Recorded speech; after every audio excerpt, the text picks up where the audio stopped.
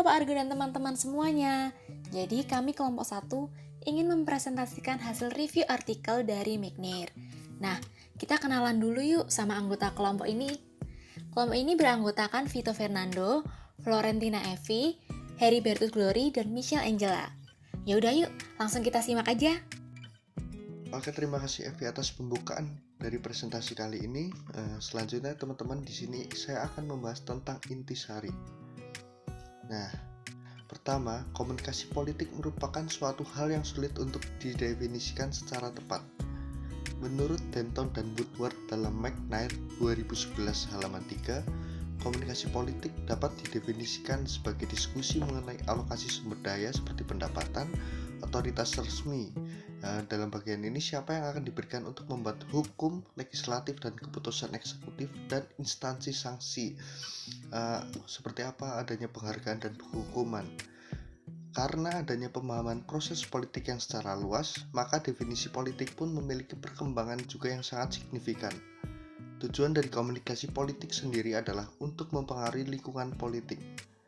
Komunikasi politik pun tidak hanya memikirkan ucapan verbal atau pernyataan tertulis, tetapi juga pada gambaran visual seperti pakaian, make up, gaya rambut, desain logo, dan semua hal yang terkait pada komunikasi yang dapat dikatakan sebagai citra atau identitas politik. Nah, selanjutnya komunikasi politik merupakan pertukaran pesan dari komunikator ke komunikan yang berisi pesan politik.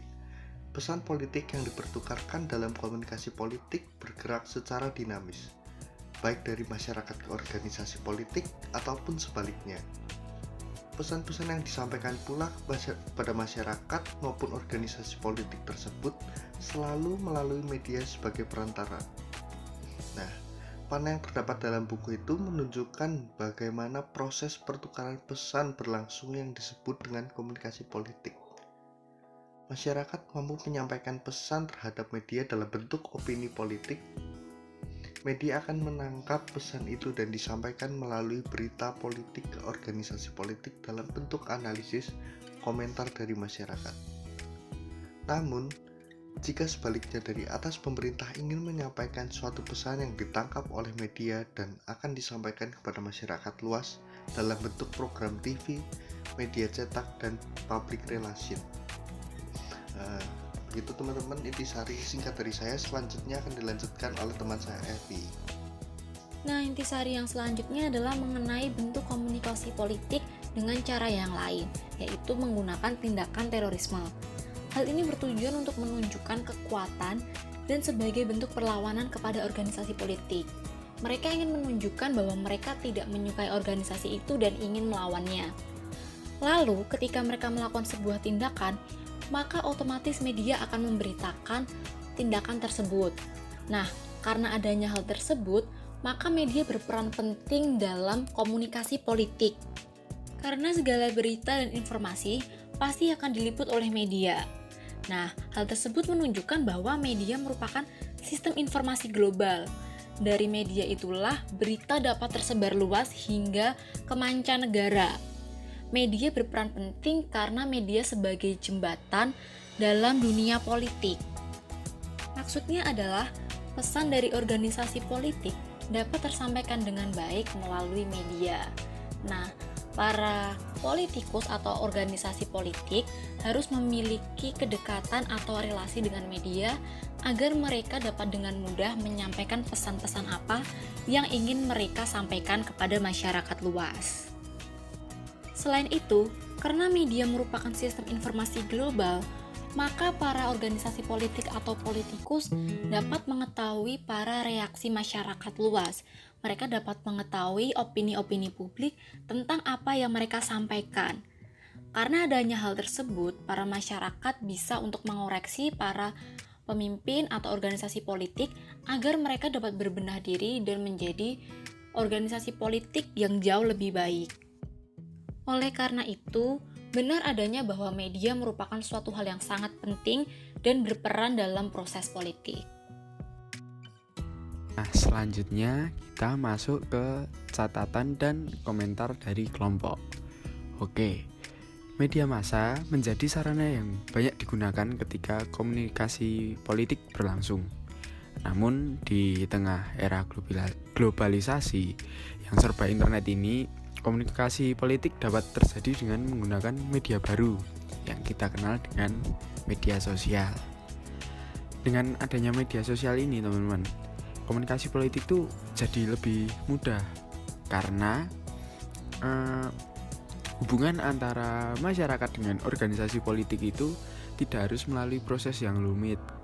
Ketika seperti menggunakan media massa, komentar, saran, kritik, ide, dan tanggapan yang disampaikan melalui masing-masing ya harus menggunakan kayak media cetak gitu, seperti itu. Nah, tapi ini saat ini bisa disalurkan melewati akun-akun pribadi di medsos gitu.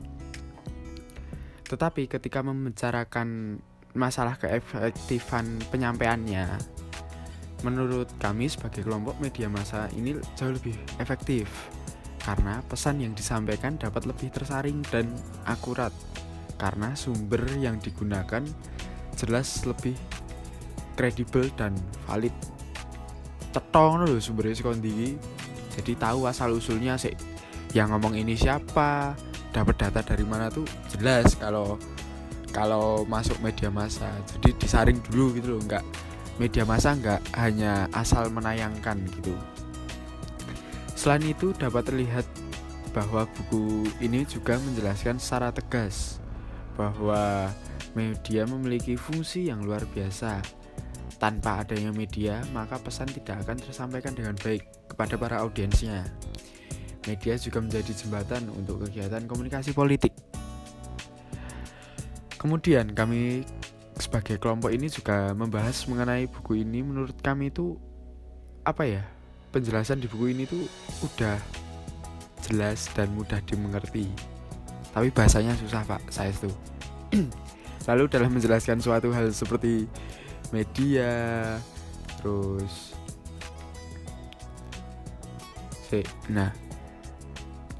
disertakan juga gambaran-gambaran dan buktinya untuk memperkuat penjelasan tersebut sehingga membantu pemahaman yang mana merupakan suatu realita yang benar-benar terjadi. Ya kayak pas saya baca ini ada diagram-diagramnya, jadi nggak cuman deskriptif penjelasan tok gitu ya, tapi ini loh gambarannya kayak gini, arahnya seperti ini. Nah itu jadi mudah ya mencernanya, masuk ke otak nih enak gitu loh.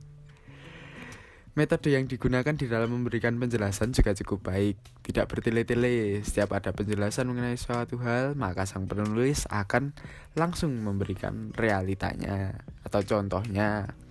Lalu ada juga gambaran yang diambil dari kisah masa lampau, sehingga para pembaca mengetahui bahwa kejadian-kejadian tersebut memiliki kaitannya dengan apa yang terjadi pada zaman sekarang ini. Begitu. Nah, selain itu, buku mengenai komunikasi politik ini sangat menarik untuk dibaca dan didiskusikan bersama. Meskipun demikian, buku ini memiliki isi yang tidak mudah untuk dipahami atau dimengerti jika kita hanya membaca secara mentah-mentah saja. Sang penulis juga menggunakan kata-kata yang tidak mudah untuk dipahami, sehingga membuat sulit para pembaca. Terlebih pembahasannya mengenai hal-hal politik. Kelemahan lain dari buku ini adalah contohnya yang kurang jelas. Hal tersebut dikarenakan contoh yang dijelaskan dalam buku ini menggunakan budaya dari sang penulis, dan hal tersebut membuat adanya kesulitan pada kami saat membaca karena adanya perbedaan budaya. Nah, begitu teman-teman. Selanjutnya akan dijelaskan oleh Michelle. Oke teman-teman, sekarang kita lanjut ke poin yang ketiga ya, yaitu mengenai simpulan. Simpulan ini diambil dari catatan dan juga komentar yang sudah dibahas pada poin sebelumnya. Jadi, simpulan yang kelompok kami ambil yaitu komunikasi politik merupakan pertukaran pesan politik antara masyarakat dengan organisasi politik, di mana media menjadi sarana dalam melakukan pertukaran pesan tersebut. Nah, buku ini sangat baik teman-teman, untuk digunakan dalam memahami komunikasi politik. Karena apa? Karena penjelasan yang diberikan jelas dengan disertai contoh yang diambil dari realitas nyata kehidupan, sehingga jelas membantu pemahaman pembaca. Dan oleh karena hal tersebut juga, penjelasan yang ada cukup menarik untuk menjadi bahan diskusi bersama, hingga mencapai pemahaman yang sama. Namun, walaupun demikian, ada juga beberapa kata yang sulit untuk dimengerti dalam penjelasan materi tersebut. Oke, terima kasih Michelle atas kesimpulan yang telah diberikan. Selanjutnya kembali lagi ke saya untuk membahas catatan reflektif. Nah, catatan reflektif dari kelompok kami yaitu apakah kemudian pemahaman komunikasi politik ini dapat dipahami dan disadari oleh setiap orang? Ya, karena materi ini merupakan materi yang cukup berat, maka buku ini bisa menjadi referensi yang baik. Penjelasannya di dalamnya sudah cukup tepat karena mungkin terpikirkan bahwa pemberian gambaran-gambaran tersebut merupakan kesadaran atau sulitnya materi yang dibahas. Selain itu, buku ini membawa para pembaca untuk sadar atas segala hal yang terjadi, yang ternyata memiliki kaitan terhadap suatu hal yang mungkin selama ini belum disadari. Oke, sekian presentasi dari kelompok kami. Semoga mudah dipahami, jelas, dan juga bermanfaat ya. Atas perhatiannya kami mengucapkan terima kasih. Semangat semuanya!